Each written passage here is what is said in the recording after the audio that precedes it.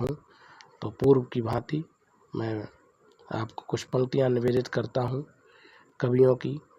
बहुत ही मार्मिक और प्रेरणा स्रोत, ये प्रेरणादायक पंक्तियाँ हैं। तो आज के परिप्रेक्ष्य में भी वो बिल्कुल सटीक बैठती हैं, और ख़ासकर नौजवान युवाओं के लिए, जो हमारे युवा हैं, जो भारत का भविष्य हैं और जिनमें कुछ करने की चाह है, तो उनके लिए बहुत ही मार्मिक पंक्तियां हैं, बहुत ही प्रेरणादायक पंक्तियां हैं। तो आशा करते हैं ये आपको पसंद आएंगी। तो निवेदित हैं पंक्तियां शिवमंगल सिंह, महान कवि शिवमंगल सिंह सुमन की कुछ पंक्तियां मैं निवेदित करता हूँ। यह हार एक विराम है, जीवन महासंग्राम है, तिल तिल मिटूंगा पर दया की भीख मैं लूंगा नहीं। यह हार एक विराम है, जीवन महासंग्राम है, तिल तिल मिटूंगा पर दया की भीख मैं लूंगा नहीं, वरदान मांगूंगा नहीं। स्मृति सुखद प्रहरों के लिए, अपने खंडहरों के लिए, यह जान लो मैं विश्व की संपत्ति चाहूंगा नहीं, वरदान मांगूंगा नहीं। क्या हार में क्यों जीत में, क्या हार में क्या जीत में, किंचित नहीं भयभीत में, संघर्ष पथ पर जो मिले यह भी सही वह भी सही, वरदान मांगूंगा नहीं। लघुता न अब मेरी छुओ, तुम हो महान बने रहो, अपने हृदय की वेदना में व्यर्थ त्यागूंगा नहीं, वरदान मांगूंगा नहीं। चाहे हृदय को ताप दो, चाहे मुझे अभिशाप दो, कुछ भी करो कर्तव्य पथ से किंतु भागूंगा नहीं, वरदान मांगूंगा नहीं। तो ये बहुत ही मार्मिक पंक्तियाँ आपके सम्मुख मैंने प्रस्तुत की। आज के जीवन में प्रत्येक विद्यार्थी के लिए बिल्कुल सटीक बैठती हैं कि जो वास्तविकता में स्वाभिमानी व्यक्ति होता है वो कभी हार नहीं मानता, और जिसके मन में जुनून है कुछ करने का और कुछ बनने का, तो परिस्थितियां चाहे कितनी विपरीत हो जाए लेकिन वह हार नहीं मान सकता, और वह सफल होके ही दिखाता है, अपने लक्ष्य को प्राप्त कर ही लेता है अंततः। तो अपने प्रश्नों का ये विविध प्रश्नों का कलेक्शन है, RRB 31। इससे पहले एक वीडियो में आपने देख चुके होंगे, नहीं देखा है तो एक बार देख लीजिए। उसके बाद 31 से दूसरा पार्ट है, इसमें 80 तक कराऊंगा, उसके बाद 81 से तीसरे पार्ट में। तो पहला प्रश्न है भारतीय शब्द का बहुवचन। भारतीय शब्द का बहुवचन आपको बताना है। भारतीयों होगा,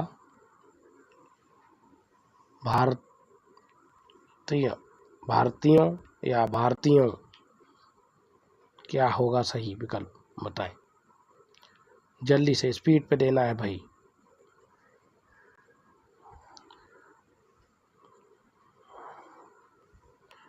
ये लाइव सेशन चल रहा है, आप लोग कमेंट भी दे सकते हैं। थोड़ा सा लेट हूं मैं आज।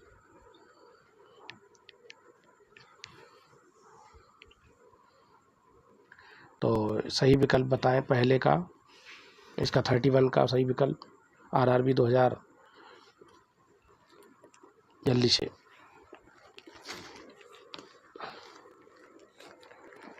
नौ का प्रश्न है ये।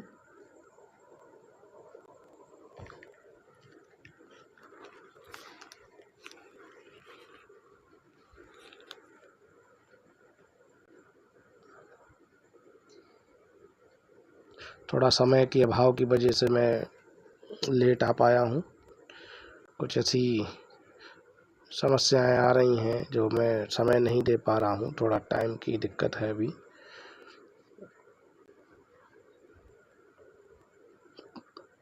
फिर भी मैं लाइव आने का प्रयास करता हूँ। कुछ टेक्निकल प्रॉब्लम्स भी आ जाती हैं कभी कभी। ये अपना चैनल थोड़ा सा अभी मैं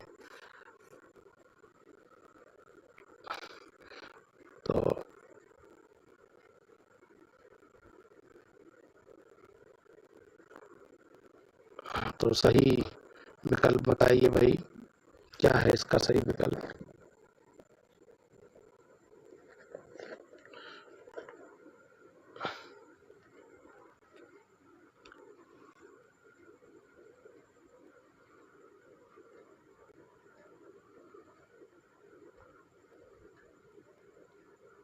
सही विकल्प बताएं भाई जल्दी से।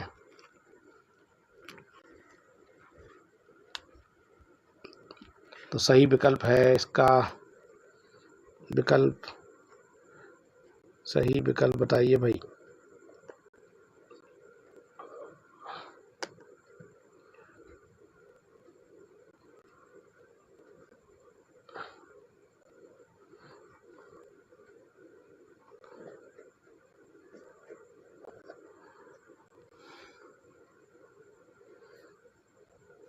तो इसका राइट आंसर है दूसरा। राइट आंसर है इसका भारतीयों। भारतीयों सही विकल्प है इसका।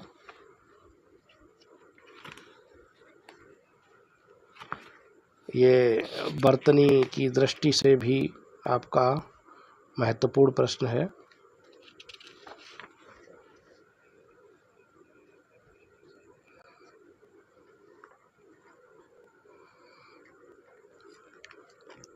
तो सही विकल्प दूसरा। अगला प्रश्न की तरफ बढ़ते हैं। Question number second. Question number second देखेंगे। लक्ष्मण एक कुशल कार्यकर्ता है, मैं विशेषण है। बताएं जल्दी से, त्वरित।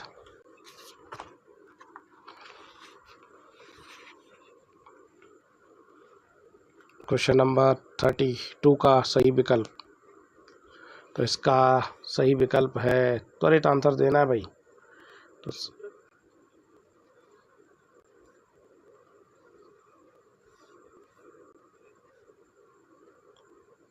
सही विकल्प है दूसरा। इसमें विशेषण है कार्यकर्ता।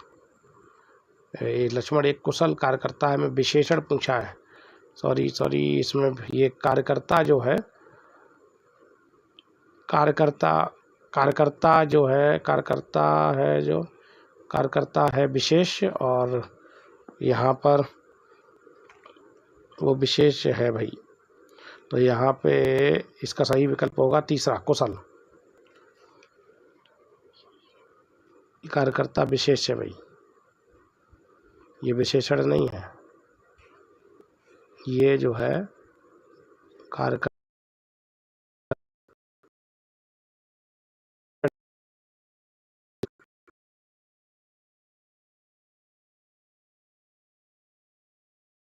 तीसरा।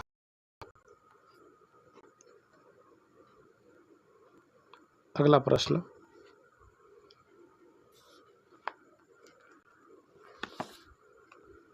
क्वेश्चन है, हिंदी भाषा की लिपि 33, हिंदी भाषा की लिपि बताइए। प्राकृत, देवनागरी, पाली, इनमें से कोई नहीं। हिंदी देवनागरी की लिपि बतानी है।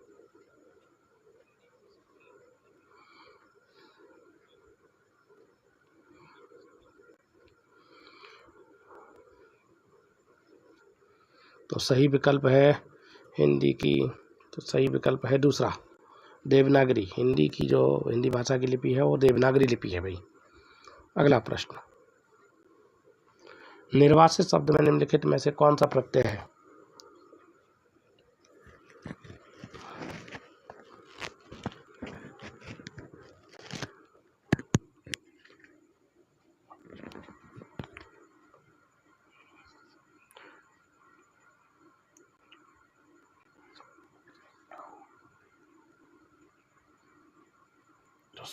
सही आंसर बताएं इसका, 34 का,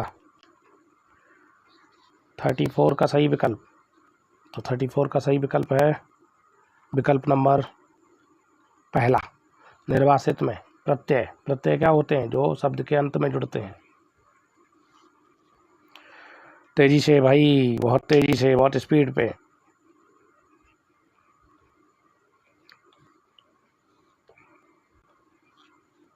तो इसका सही विकल्प है पहला।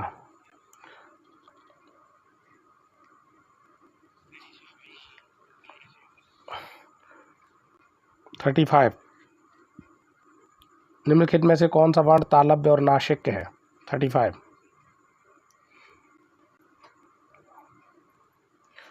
तालव्य और नासिक्य।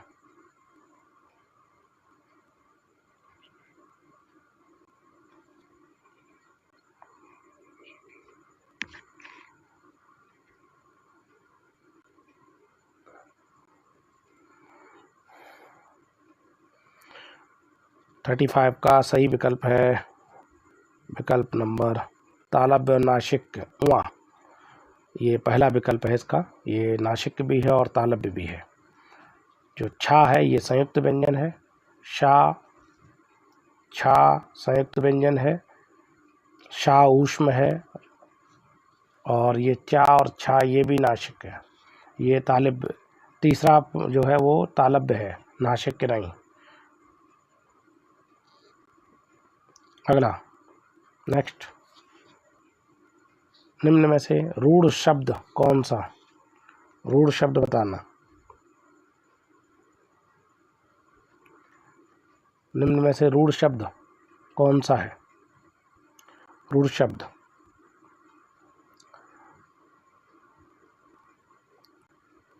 थर्टी 36 का सही विकल्प। फटाफट आंसर दीजिए। रूढ़ शब्द क्या होते हैं? वे शब्द जिनके सार्थक खंड नहीं होते हैं उनको हम रूढ़ शब्द कहते हैं। सही विकल्प।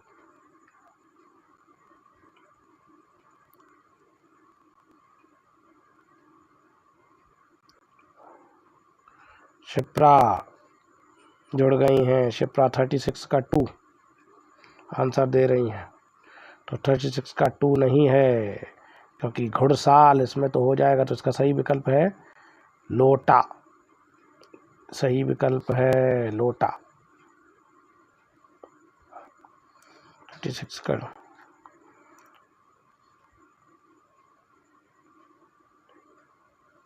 लोटा, इसके टुकड़े करेंगे तो अर्थ नहीं देगा, अलग अलग। जैसे लो अलग हो जाएगा, टा अलग हो जाएगा। अगला 37 क्वेश्चन नंबर। और भी लोग जुड़ जाएं, शेयर कर दीजिए लिंक को जिससे और भी लोग जुड़ें। 37 क्वेश्चन नंबर 37, जातिवाचक संज्ञा कौन सी है इसमें?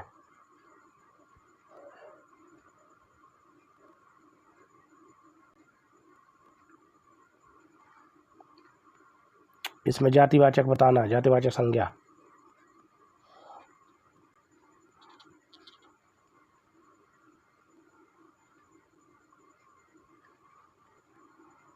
कैलाश, काशी, गंगा, नदी।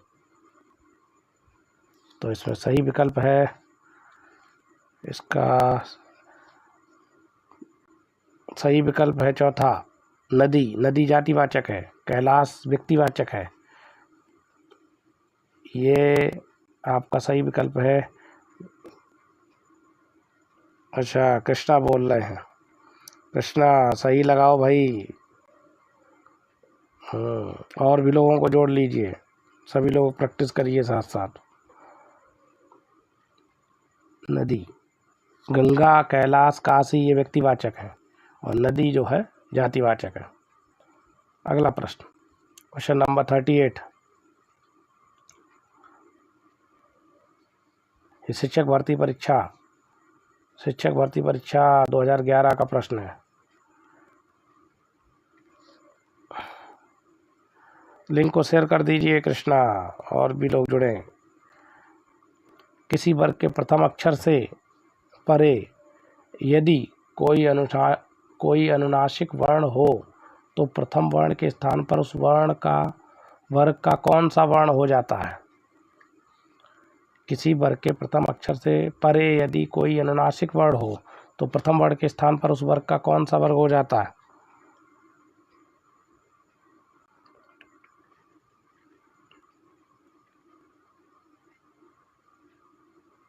तो सही विकल्प है इसका विकल्प नंबर दूसरा सही है इसका। अनुनासिक क्या होते हैं? जिसमें नाक और मुख दोनों से उच्चारण होता है तो वो अनुनासिक। अनुस्वार में सिर्फ नासिका से उच्चारण होता है।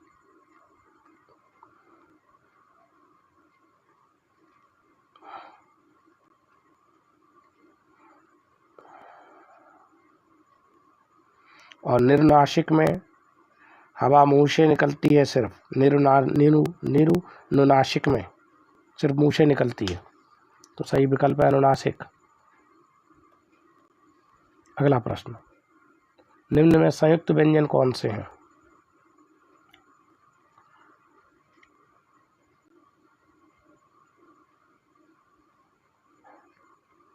निम्न में संयुक्त व्यंजन कौन सा है?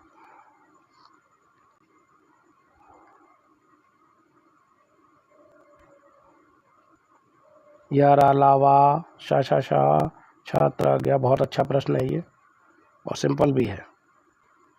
39 का सही विकल्प कृष्णा का इसमें आंसर 39 का फर्स्ट। संयुक्त व्यंजन, तो संयुक्त व्यंजन सही विकल्प है इसका तीसरा। कोई बात नहीं, प्रैक्टिस करते रहिए।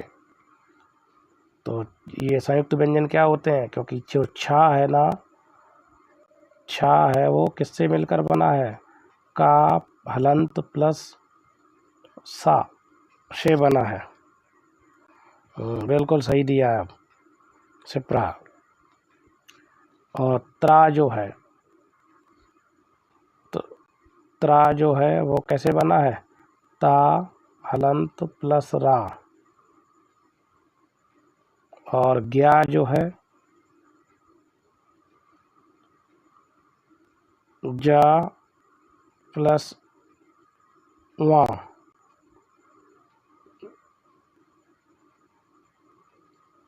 ये जा और वहाँ से बना, इसलिए ये संयुक्त व्यंजन है। तो सही विकल्प तीसरा है।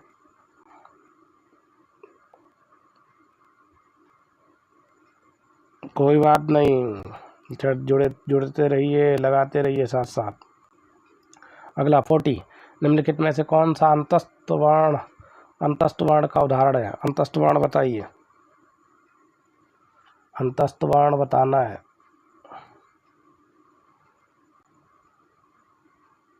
अंतस्थ वर्ण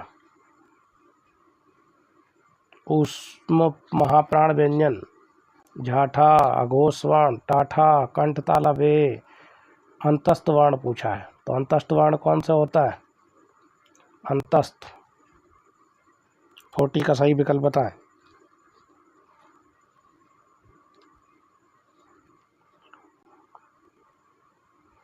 तो अंतस्थ वर्ण है, अंतस्थ होते हैं 4, या, रा, ला और वा, ये अंतस्थ होते हैं। तो इनमें से या है नहीं, रा है नहीं, ला नहीं है, कौन सा दिया है? वा। तो सही विकल्प होगा विकल्प नंबर चौथा, वा। सही विकल्प है विकल्प नंबर चौथा।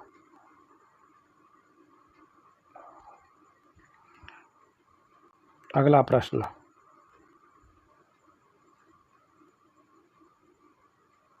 (41) हिंदी में किन दो वर्णों के दो स्पष्ट और मूर्धन्य दो उच्चारण होते हैं? किन दो वर्णों के दो स्पष्ट और मूर्धन्य दो उच्चारण होते हैं?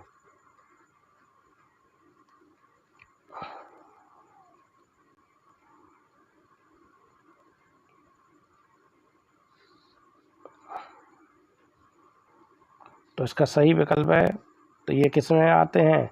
मूर्धन्य भी होते हैं और दो स्पष्ट। तो सही विकल्प है विकल्प नंबर तीसरा, क्योंकि डा और ढा इनके उच्चारण दो स्पष्ट और मूर्धन्य होते हैं।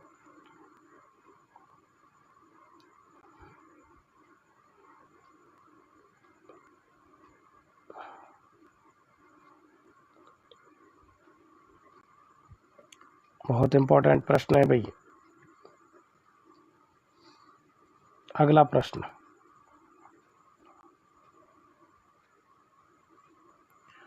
कौन से दीर्घ स्वर हिंदी में नहीं है?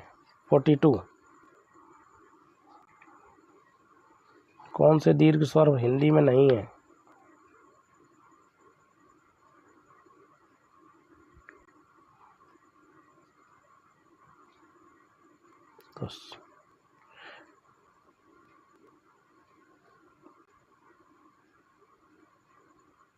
तो हिंदी में आपका सही विकल्प कौन से नहीं है भाई?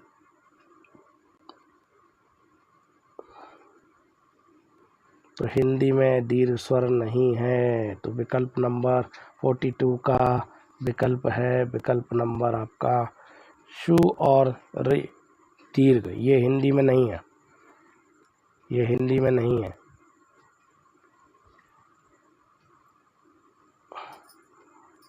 आंसर देते रहिए आप लोग भी साथ साथ। अगला,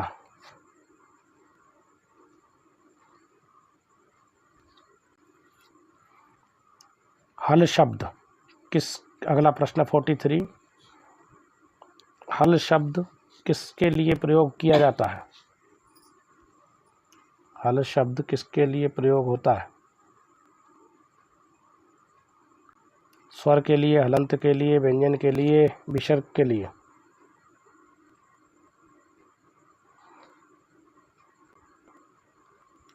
तो सही विकल्प है इसका, हल जो है वो हलंत के लिए प्रयोग होता है। दूसरा विकल्प सही है। आंसर दीजिए आप लोग भी भाई। अगला प्रश्न,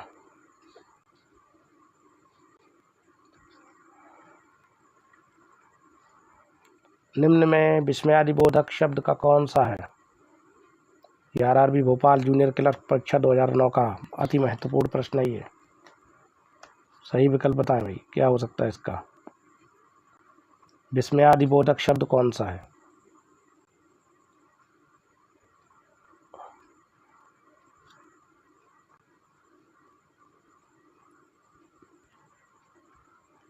विस्मयादिबोधक शब्द कौन सा है? विस्मय बोधक, जिसमें विस्मय होगा, आश्चर्य होगा। इंपॉर्टेंट प्रश्न है भाई। तो इसमें विस्मय यानी सिर्फ आश्चर्य हो, विस्मयादि नहीं है, ये विस्मय है। तो सही विकल्प है आपका दूसरा।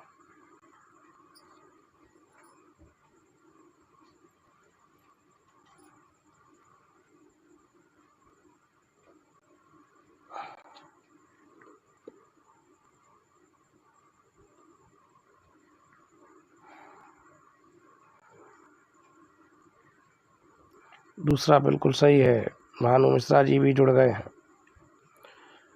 सही है बिल्कुल, क्योंकि विस्मयादि बोधक में तो ये सभी आ जाएंगे, और विस्मय सिर्फ आश्चर्य का बोध करा रहा है, क्योंकि विस्मयादि में तो हर्ष, उल्लास, शोक, घृणा सब आते हैं। अगला प्रश्न 45, निम्नलिखित वर्णों में से कौन सा वर्ण मूर्धन्य है? निम्नलिखित वर्णों में कौन सा वर्ण मूर्धन्य है?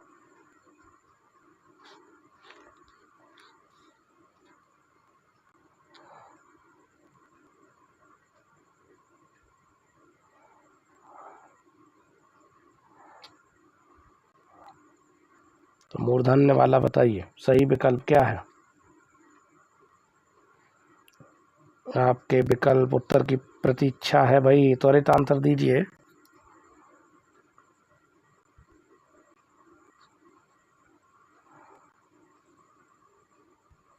तो सही विकल्प है इसका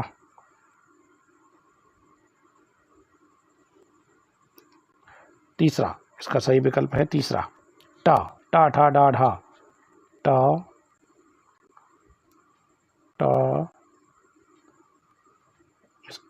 मूर्धन्य वाले होते हैं टा, ठा, डा, ढा, पाड़ा। ये मूर्धन्य होते हैं। तो इसमें से टा दिया गया है, तो सही विकल्प है तीसरा। अगला, निम्नलिखित वाक्य में अव्यय है, अव्यय बताना है। अव्यय जिनमें लिंग कारक वचन कारक के अनुसार कोई परिवर्तन नहीं हो। ओह, ओह, और दूसरा विकल्प है कितना, तीसरा विकल्प है बुखार मेरे नन्हे को। तो इसमें वाक्य में अव्यय बताना है 46 में। तो सही विकल्प है इसमें अव्यय प्रयोग हुआ है, विस्मयादि बोधक अव्यय है ओ। तो सही विकल्प है आ, यानी पहला विकल्प इसमें दिया है ये आ। अगला प्रश्न,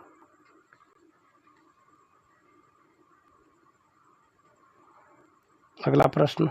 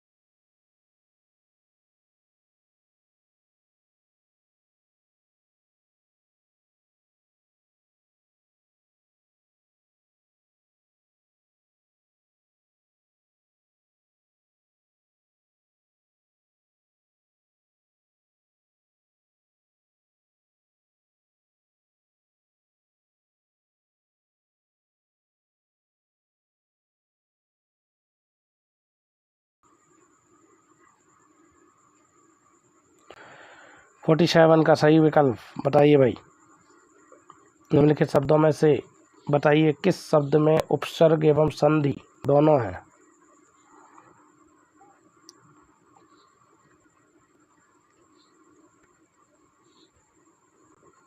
तो सही विकल्प बताएं।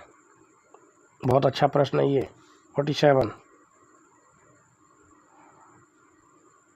तो सही विकल्प है इसका अभीष्ट। अभीष्ट शब्द में उपसर्ग और संधि दोनों है।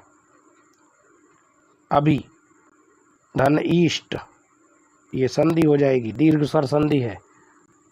अभी धन इष्ट, अभी धन इष्ट बनेगा, ये संधि हो गई, ये दीर्घ स्वर संधि है और इसमें उपसर्ग भी है अ। तो सही विकल्प है इसका पहला। अगला प्रश्न 48, व्यंजनों में बताइए कौन सा वर्ण महाप्राण है। व्यंजनों में बताना है कि कौन सा महाप्राण है भाई। 48 का सही विकल्प, 48 का, तो इसका सही है, सही विकल्प है विकल्प नंबर दूसरा ख।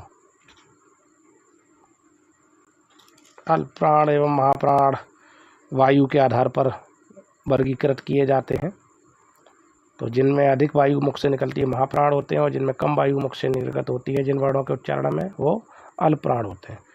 तो ये खा जो है वो अल्प प्राण प्रत्येक वर्ग का प्रथम तृतीय और चतुर्थ पंचम, प्रथम तृतीय और पंचम अल्प प्राण, और महाप्राण द्वितीय और चतुर्थ होते हैं।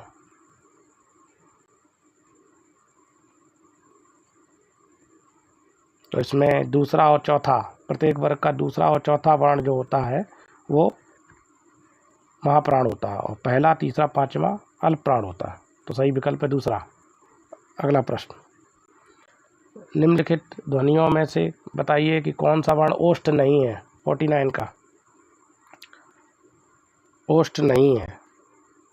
49, तो इसका सही विकल्प है ओष्ठ नहीं है। ये पा, भा, फा ये सब ओष्ठ हैं, तो इसका सही विकल्प है पहला टा। ये मूर्धन्य है, टा जो है वो मूर्धन्य है, मूर्धन्य है।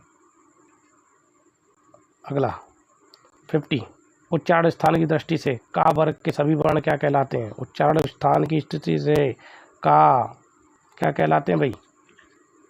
का वर्ग के सभी वर्ण, तो का जो वर्ण होता है वो का वर्ग जो होता है वो कंठ कहलाता है, तो सही विकल्प है दूसरा। 50 का सही विकल्प है दूसरा का खा गा घा या ये।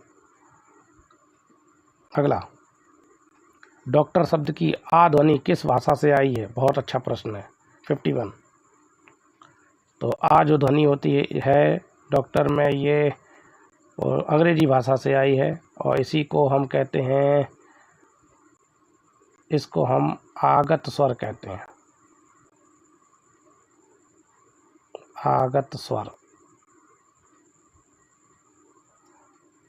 अगला प्रश्न, हिंदी की उत्पत्ति किस अपभ्रंश से हुई है? बहुत महत्वपूर्ण प्रश्न है। 52, तो सही विकल्प है इसका क्या हो सकता है? मागधी अपभ्रंश, सौरसैनी अपभ्रंश, अर्धमागधी, नागर। सही विकल्प है इसका विकल्प नंबर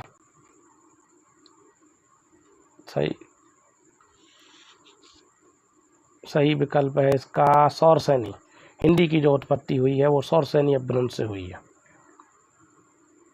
अगला, 53, सामान्य वर्तमान काल का उदाहरण बताना है आपको। सामान्य वर्तमान काल का उदाहरण, सीता बाजार जाती होगी, रमेश ने समाचार पत्र पढ़ा, वर्षा हो रही है, वह कोलकाता जाता है। 53,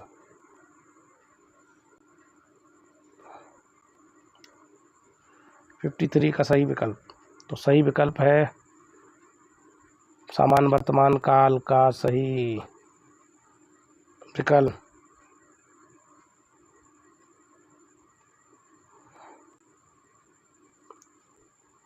तो सही विकल्प है सामान्य वर्तमान काल का चौथा, सही विकल्प है चौथा, जाता है।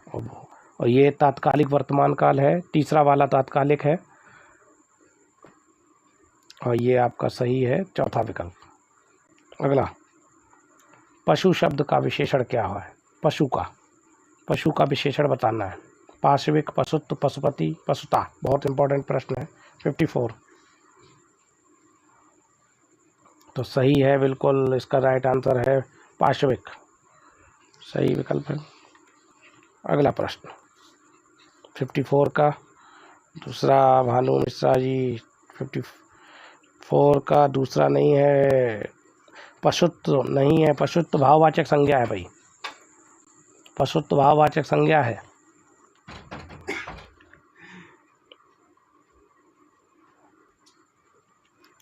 पार्श्विक विशेषण है। अगला प्रश्न,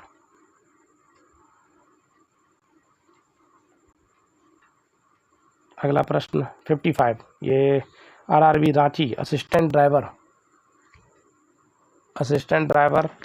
परीक्षा 2010 का प्रश्न है। बताएं भाई इसका सही विकल्प। 55 का सही विकल्प बताइए।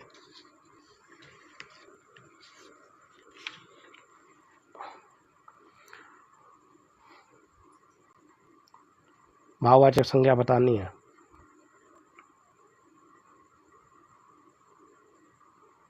इसमें नहीं है, भाववाचक संज्ञा नहीं है, तो इसमें भाववाचक संज्ञा नहीं है, सही विकल्प है इसका, भानु मिश्रा जी कह रहे हैं पहला, तो इसका सही विकल्प है दूसरा, बहन। बहन जातिवाचक है, बहन जो है ये जातिवाचक है, तो इसका सही है विकल्प ये। लंबाई, दया और शत्रुता, ये सब भाववाचक संज्ञाएं हैं। अगला प्रश्न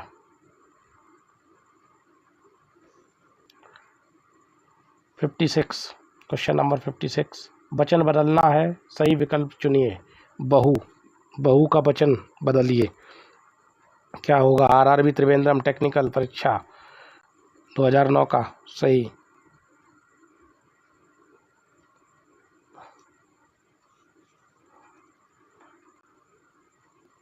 सही विकल्प बताएं भाई। बहु का क्या होगा? वचन, बहुवचन बनाना है। 56 का सही विकल्प, तो सही विकल्प है, सही विकल्प बिल्कुल सही है, बिल्कुल सही। इस बार भानु मिश्रा जी बिल्कुल सही, बहुएं। लिंक को शेयर करिए, चैनल को सब्सक्राइब कर लीजिए। भानु जी सभी लोगों को लिंक शेयर कर दीजिए, जिससे और भी लोगों को लाभ मिल सके।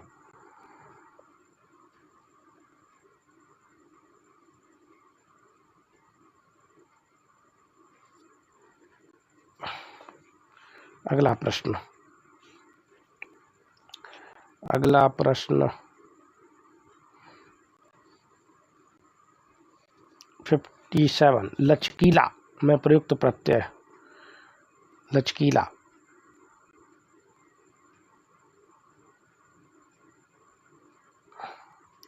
ला, कीला, इला, चल, प्रत्यय क्या होते हैं? जो शब्द के अंत में जुड़ते हैं और उसमें परिवर्तन लाते हैं।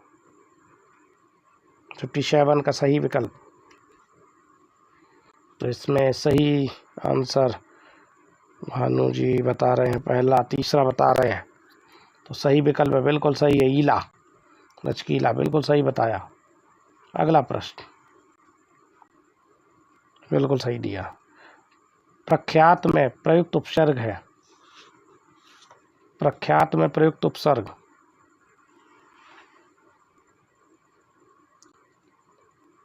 फिफ्टी 58 का सही विकल्प बताएं।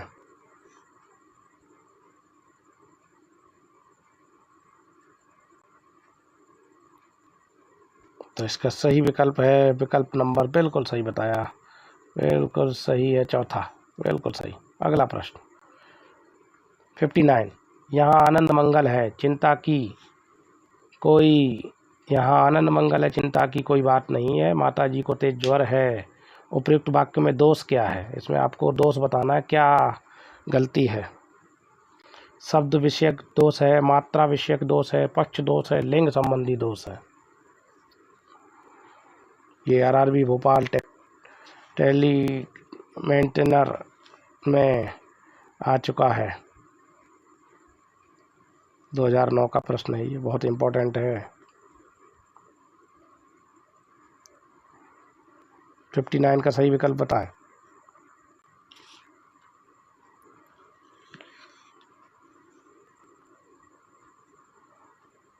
तो सही विकल्प है इसका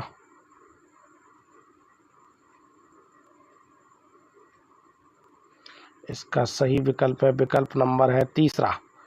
इसका सही है तीसरा, पक्ष दोष है, इसमें पक्ष दोष है। पक्ष दोष क्या होता है? पक्ष दोष में इस जैसे इस प्रकार के जो प्रश्न आते हैं पक्ष दोष वाले, बात स्पष्ट रूप से समझ में नहीं आती है, मतलब वो क्या कहना चाह रहा है, ये पक्ष दोष होता है। शब्द विषयक में नहीं है, मात्रा विषयक नहीं है, लिंग संबंधी नहीं है, पक्ष, इसमें थोड़ा घुमा के बात करता है, इसलिए पक्ष दोष कहा जाता है। अगला, तो सही विकल्प इसका है भाई। अगला प्रश्न, निम्नलिखित में से उपसर्ग रहित शब्द कौन सा है? उपसर्ग रहित शब्द बताना है, 60 का सही आंसर। कुलीन, सुदर्शन, विनम्रता, निर्बल।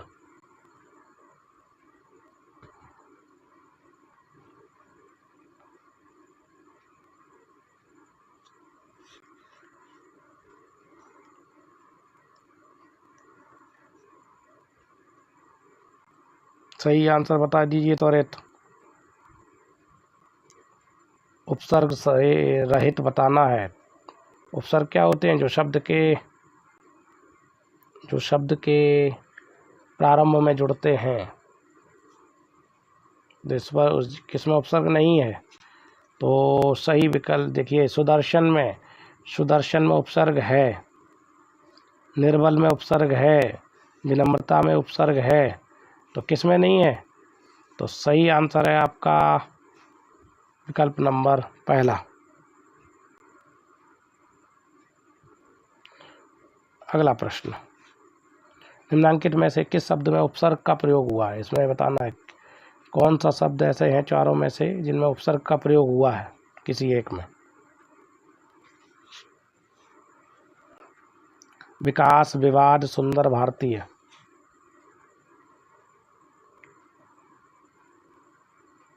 तो सही विकल्प बताएं भाई। तो भारतीय में भी नहीं है, उपसर्ग नहीं जुड़ा है, सुंदर में भी उपसर्ग नहीं है, इसमें भी उपसर्ग नहीं है, तो सही विकल्प है आपका विवाद।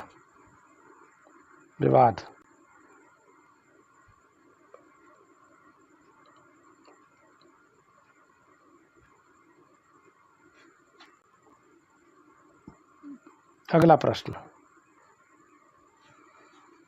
निम्नलिखित में से किस शब्द में प्रत्यय का प्रयोग हुआ है?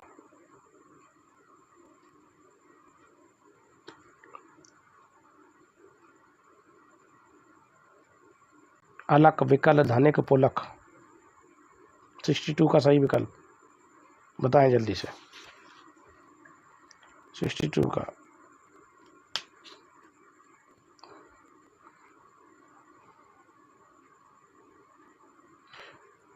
तो सही है इसका आंसर 62 का तीसरा। भानु मिश्रा जी 62 का तीसरा बता रहे हैं। सही है, बिल्कुल सही है, धनिक। इसमें एक प्रत्यय है, बिल्कुल सही बताया, बिल्कुल सही, वेरी गुड।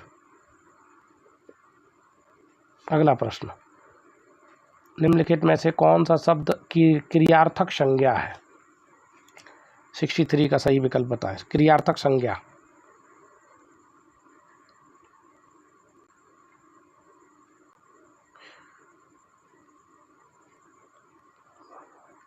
सिक्सटी थ्री का क्रियार्थक संज्ञा क्या होती है? पहले तो इस बात के लिए स्पष्ट हो जाइए क्या होता है क्रियार्थक संज्ञा क्या है। तो क्रियार्थक संज्ञा वह है जब कोई क्रिया संज्ञा की भांति व्यवहार करने लगती है। जब कोई क्रिया संज्ञा की तरह व्यवहार करने लगती है तो वो क्रियार्थक संज्ञा कहलाती है।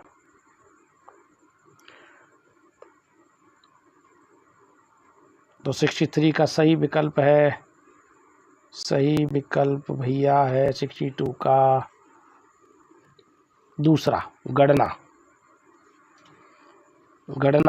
गणना क्रियार्थक संज्ञा है और क्रिया भी है, इसलिए ये संज्ञा की तरह व्यवहार की जाती है, व्यवहारित है, इसलिए व्यवहार कर रही है। गणना जो शब्द है वो संज्ञा की तरह प्रयोग होता है।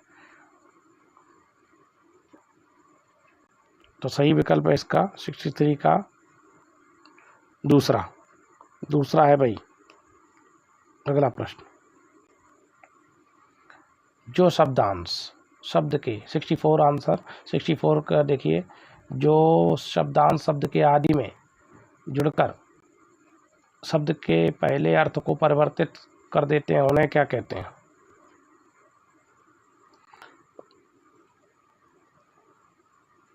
अव्यय, प्रत्यय, सर्वनाम, उपसर्ग। बताएं भाई जल्दी से। आदि में जुड़कर, आदि मतलब प्रारंभ में जुड़कर। 64 का सही विकल्प तो सही, बिल्कुल सही बताया। जो आदि में जुड़ते हैं वो क्या कहलाते हैं?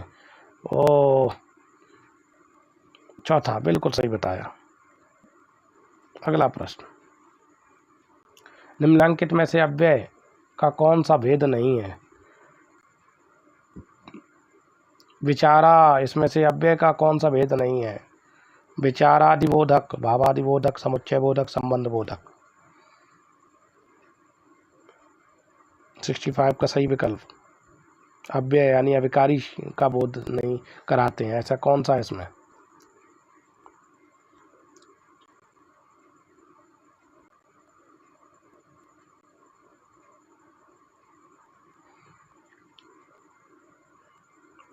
65 का सही विकल्प बताइए भाई।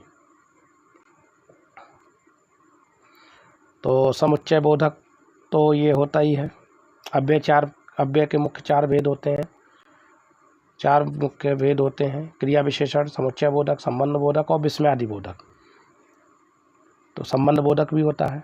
अब समस्या है यहाँ पे विचारादि बोधक और भावादि बोधक।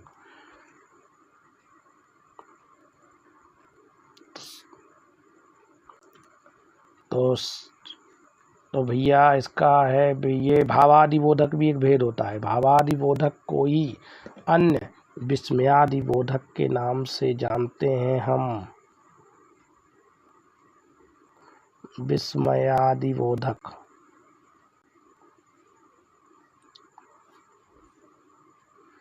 ये एक ही बात है,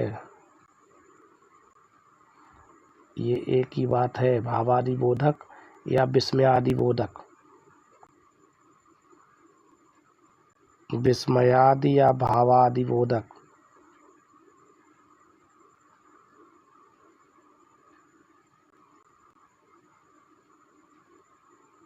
एक ही बात होती है भाई। तो सही विकल्प है किसका, कौन सा अव्यय नहीं है भेद, सही विकल्प है पहला। अगला प्रश्न, कौन सा उपसर्ग आचार शब्द से पूर्व लगने पर अर्थ जुल्म हो जाता है? कौन सा उपसर्ग आचार शब्द से पूर्व लगने पर उसका अर्थ जुल्म हो जाता है?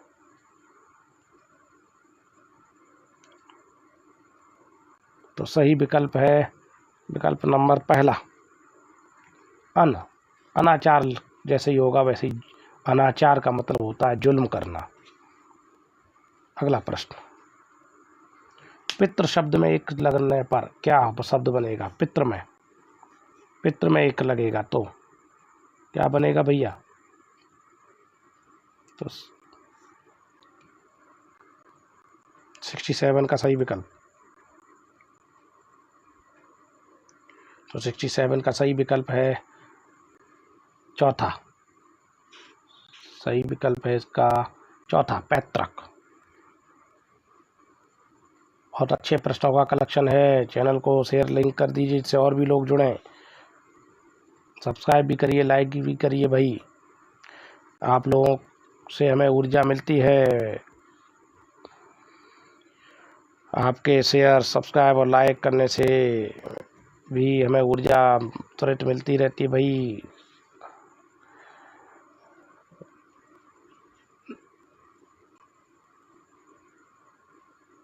निम्नलिखित में से कौन सा शब्द कृदंत प्रत्यय से बना है? 68 का सही विकल्प। बिकाऊ कृदंत प्रत्यय है कि दुधारू कृदंत प्रत्यय है कि रंगीला है कि कृपालु है, क्या है सही?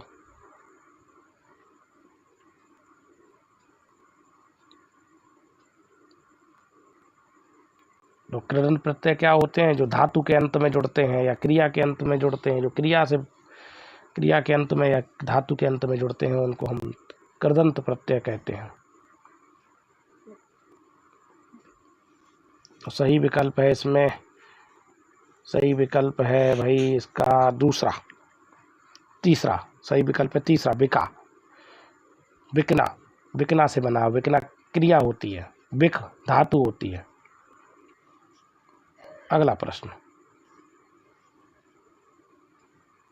निम्नलिखित में से कौन सा शब्द प्रत्यय युक्त है?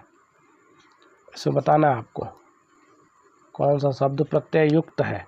आरआरबी इलाहाबाद स्टेनो परीक्षा 2009 का प्रश्न है। किसमें प्रत्यय लगा है? 69 का। तो सही विकल्प है इसका सजीव है, पराजय है, कुरूप है, मलिन है, क्या हो सकता है? प्रत्यय युक्त है।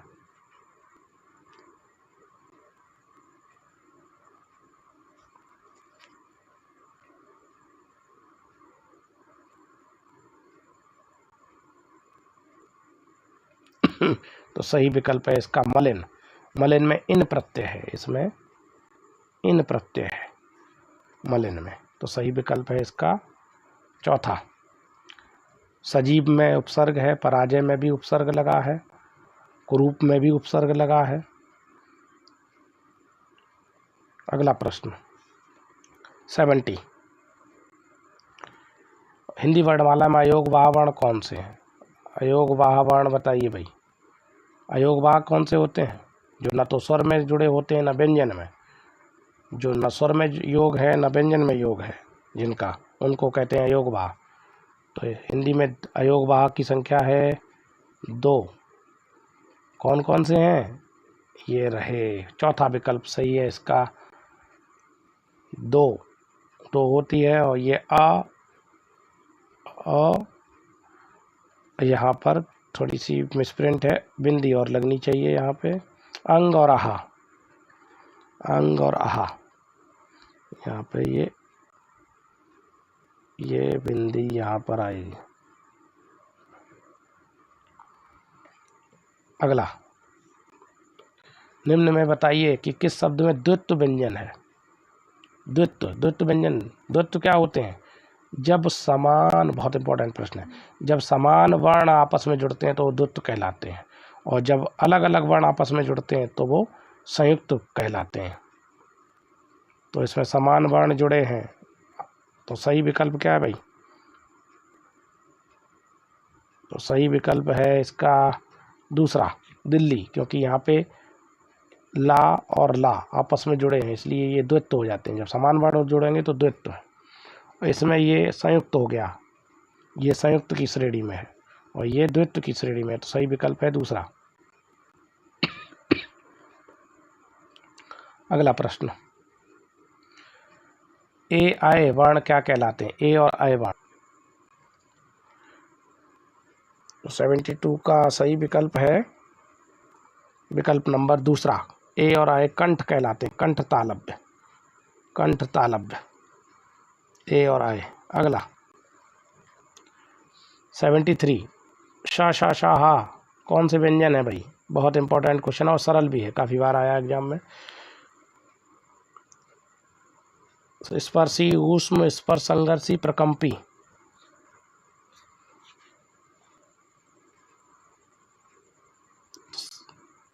तो इसका सही विकल्प है विकल्प नंबर दूसरा, ऊष्म व्यंजन है ये। अगला, किसी वर्ग के पहले वर्ण का, च, ट, त, प का मेल यदि अनुनासिक वर्ण हो जाए, वहाँ उस वर्ण के स्थान पर उसी वर्ग का कौन सा वर्ण आ जाता है?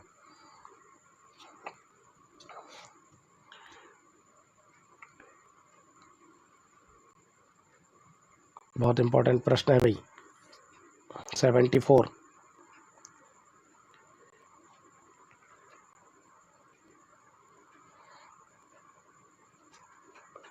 तो वहाँ पर कौन सा वर्ण हो जाता है? तो वहाँ पर भैया इसका सही विकल्प है पंचम वर्ण हो जाता है, सही विकल्प है चौथा, बिल्कुल।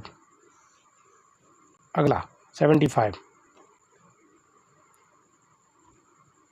निम्नलिखित, इसमें लिखा है लेखक शब्द के अंत में कौन सा प्रत्यय लगा हुआ है? लेखक, लेखक शब्द के अंत में कौन सा शब्द प्रत्यय लगा है? 75 का सही विकल्प, तो सही विकल्प है इसमें चौथा, अक, अक प्रत्यय लगा है, बिल्कुल अक प्रत्यय है, चौथा विकल्प सही है। अगला 76, ये आरआरबी गोरखपुर TCCC परीक्षा 2010 में आया है। निम्न में से नासिक व्यंजन कौन सा है? नासिक के बताना है। तो नासिक है भैया, सही विकल्प है तीसरा, वहाँ चा छा जा जा, नासिक भी है और ये आपका तालव्य भी है, और ये तालव्य भी है, तालव्य भी है।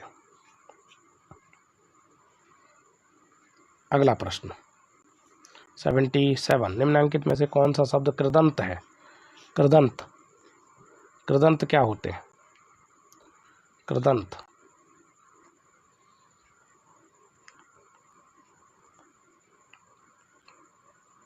जो क्रिया रूप होते हैं वो कृदंत, जो क्रिया से बनते हैं या धातु से बनते हैं, तो सही शब्द है, इसका सही विकल्प है तीसरा, भिड़ंत। भिड़ना क्रिया होती है, भिड़ धातु है, तो इसमें प्रत्यय लगा हुआ है। 77 में अंत प्रत्यय है, इसमें प्रत्यय है अंत, इसलिए ये, और बाकी बचेगा भिड़, और जो भिड़ वो आपका धातु रूप होगा, तो सही विकल्प है तीसरा। अगला प्रश्न, निम्न में से कंठ ध्वनियाँ, बहुत इंपॉर्टेंट प्रश्न है, कई एग्जाम में आया है काफ़ी बार। कंठ ध्वनियाँ बताना है। जा टाड़ा, ये तो एक ही जैसे हो गए हैं। का खा कंठ वाली, तो कंठ से कौन सा आता है, पहला ही वर्ग होता है, का वर्ग कंठ होता है, तो सही विकल्प है तीसरा। अगला, तो सही विकल्प है इसका तीसरा भाई। अगला प्रश्न, वस्तु, स्थान, भाव या विचार के द्योतक शब्द को क्या कहते हैं? इंपॉर्टेंट प्रश्न है। 79,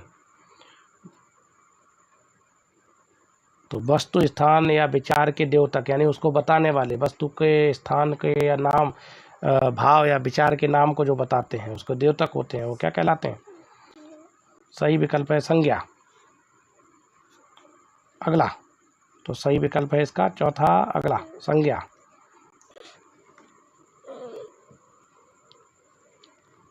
अगला प्रश्न है, सुत शब्द को स्त्रीवाचक बनाने के लिए किस प्रत्यय का प्रयोग किया जाएगा?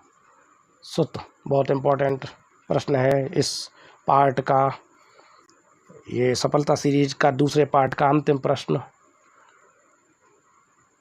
अभी तो भाई बहुत प्रश्न है, 420 प्रश्नों का संकलन अभी रह गया है, तो तीसरे पार्ट में मैं इससे आगे के प्रश्न कराऊंगा।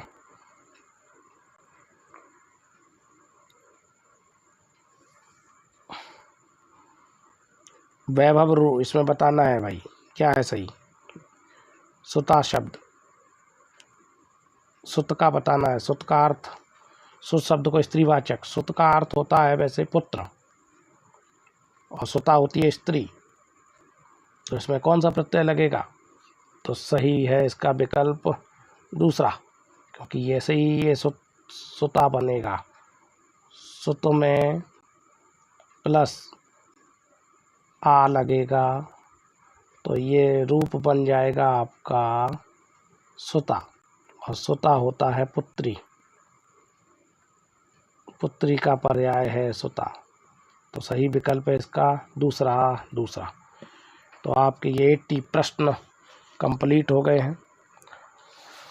तो कल पुनः फिर आपको इससे आगे के 81 से